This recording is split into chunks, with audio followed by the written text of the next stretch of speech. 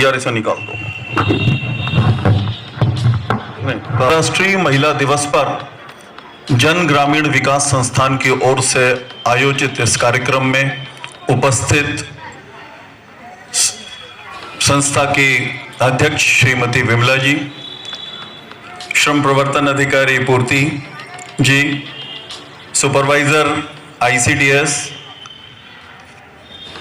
हमारे यहाँ नई ब्रांच खुली है HDFC बैंक के मैनेजर साहब, थाने से आए हुए सब इंस्पेक्टर साहब, मीडिया के बंधु और इस पंडाल में उपस्थित समस्त महिलाएं, ये बेहद खुशी की बात है कि अंतर्राष्ट्रीय महिला दिवस पर इतने पिछड़े इलाके में इतनी भारी मात्रा में, इतनी अधिक संख्या में आप उपस्थित होकर के आपने अपनी शक्ति का प्रदर्शन एक तरह से कर ही दिया है।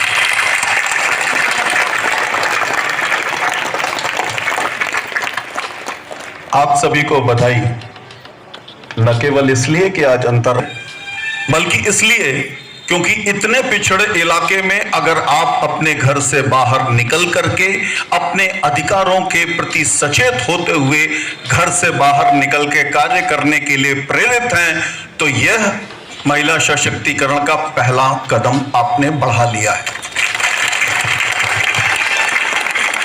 देखिए, सशक्तिकरण का मतलब यह नहीं है कि शक्ति का कुछ ऐसा शक्ति मिलने वाली है जिसे शक्ति के टर्म्स में कहते हैं कि दुरुपयोग करेंगे या उसका बेजा इस्तेमाल करेंगे। सशक्तिकरण का मतलब यह है कि आप अपने मन में जिन भावों को दबाए हुए हैं, अपने लिए, परिवार के लिए और समाज के लिए जिन कल्पनाओं को आप अपने मन में संजोए हुए हैं, उनको करने में आने वाली बाधाओं से आप लड़ने में समर्थ हो सकें, यही महिला सशक्तिकरण है। वस्तुतः इस दिवस की आवश्यकता क्यों पड़ी? ये जो दिवस मनाए जाते हैं, अंतर्राष्ट्रीय महिला दिवस या अन्य तमाम तरीके के दिवस मनाए जाते हैं, इनका उद्देश्य क्या है? एक जागरण फैलाना, लोगों को जागरूक करना कि भाई हमारे भी अधिकार हैं और हम उनको एक साथ इकट्ठा करके सामने ले आना, ताकि जो उनके मन में चल रही बातें हैं, जो दबी हुई हैं, वो बाहर निकल सकें और हमारे समाज का एक सर्वांगीण विकास हो सके।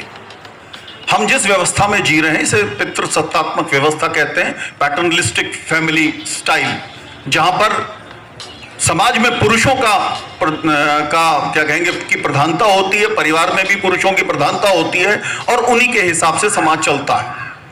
कुछ हद तक ठीक है, लेकिन इसका दुष्परिणाम यह है कि फिर महिलाओं की आवाज को दबाया जाने लगता है। जब भी इस तरीके की व्यवस्था बहुत मजबूत हो जाती है, जिस समाज में भी, उस समाज में महिलाओं की आवाज को दबाया जाने लगता है, तो सरकार भी इसके प्रति सचेत रहती है और समय समय पर सरकारें भी तमाम सारे कानून भी बनाती हैं और योजनाएं भी लाती हैं जिससे महिलाओं का विकास हो सके और हम उनको कम से कम कानून के लेवल पर बराबरी का दर्जा दे सकें।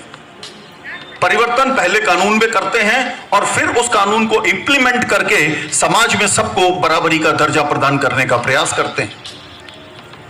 इसीलिए प्रधानी के चुनाव में महिलाओं का रिजर्वेशन है। यह आपके सशक्तिकरण का एक सरकार का प्रयास है, लेकिन इसमें आपको भी प्रयास करने की जरूरत है। जो महिलाएं प्रधान चुनी जाती हैं, वो पता लगा घर में बैठी हुई हैं, आदमी घूम रहे हैं प्रधान जी हो रहे हैं। भाई कौन से प्रधान जी? ये प्रधान जी के आदमी कहलाएंगे। ये तब होगा जब वो प्रधान महिलाएं भी घर से बाहर निकल करके मीटिंग में आएंगी, हम लोगों के ऑफिसेज में आएंगी और अपनी बात कहेंगी। अगर ठीक है, एक व्यवस्था की शुरुआत थी जो 1992-93 में किया, 73 अमेंडमेंट कब का है? 92 का है। 1992 में ये संशोधन लागू किया गया और आज से कितने साल हो गए? अब तो आपको बाहर निकल करके मजबूती के साथ अपना हक मांगना है। और देखिए, जब हम मजबूती की बात करते हैं तो इसका ये मतलब नहीं कि घर में जो दूसरे आदमी हैं उनको विदेशों की दबोच ले, ऐसा न करें कि महिलाएं ज्यादा काम करती हैं। कोई ठीक बात है, अलग अलग हम लोगों के जीवन में समग्रता की सोच होनी चाहिए। हम लोगों के परिवार विदेशियों की परिवारों की तुलना में क्यों आगे बढ़े?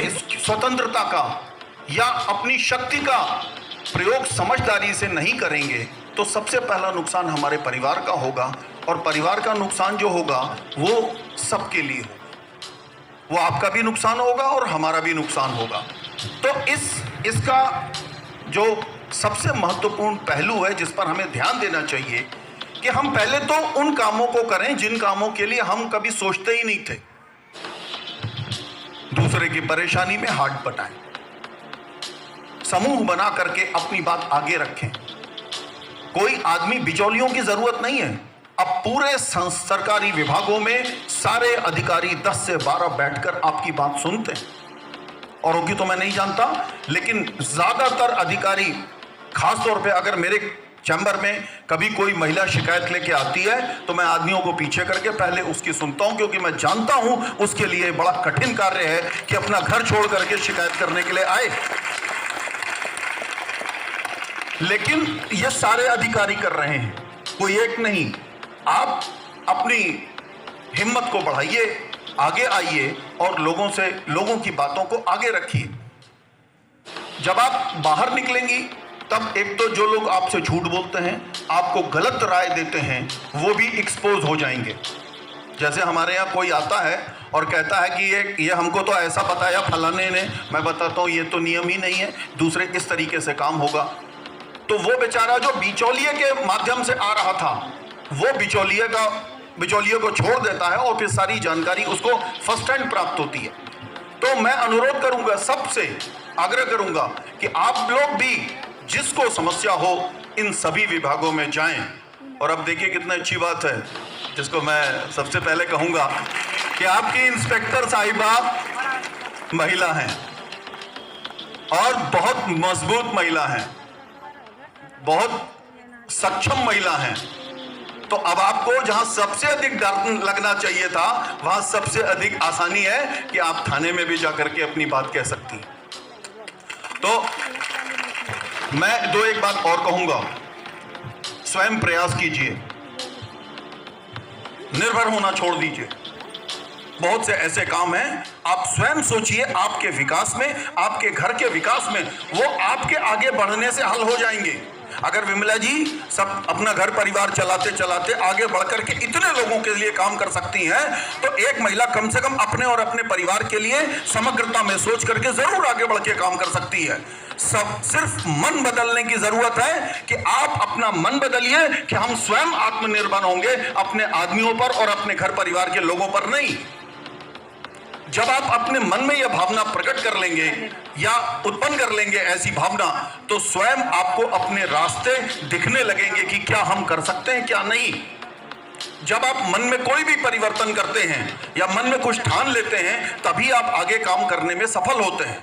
तो मैं सबसे पहले आग्रह करूंगा कि आप अपने मन में इस बात को का संकल्प लीजिए कि कौन सा काम आप करना चाहते हैं, कौन सा नहीं।